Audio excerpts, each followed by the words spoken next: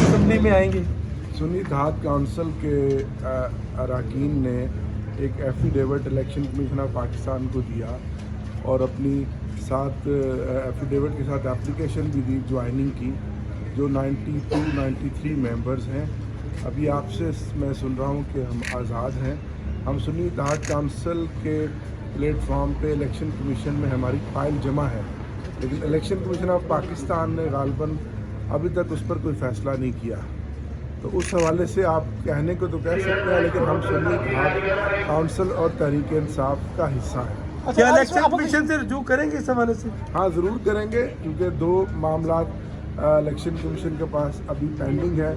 एक हमारे अरकान की ज्वाइनिंग सुन्नी दहात काउंसिल की, और दूसरा हमारा इंट्रा पार्टी इलेक्शन जो हो गया और उसका अभी तक आप जानते हैं तकरीबन कमोबेश 20 दिन हो गए, कोई रिज़ल्ट अभी इलेक्शन कमीशन ने नहीं दिया। और वो क्यों नहीं दिया वो भी आप जानते हैं, वो आज के सेनेट के इलेक्शन थे।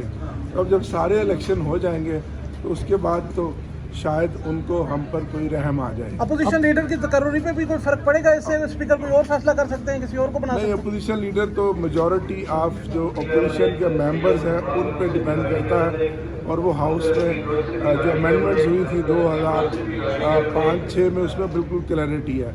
जो 92-93 मेंबर्स हैं वो सब के सब उमर अयूब साहब के नाम पर मुत्तफिक हैं। हमने सिग्नेचर करके भी दे दिए हैं। आज 11 बजे उसकी सिक्योरिटी है, जिसके लिए मैं अभी आया हूँ और सिक्योरिटी के लिए जा रहा हूँ।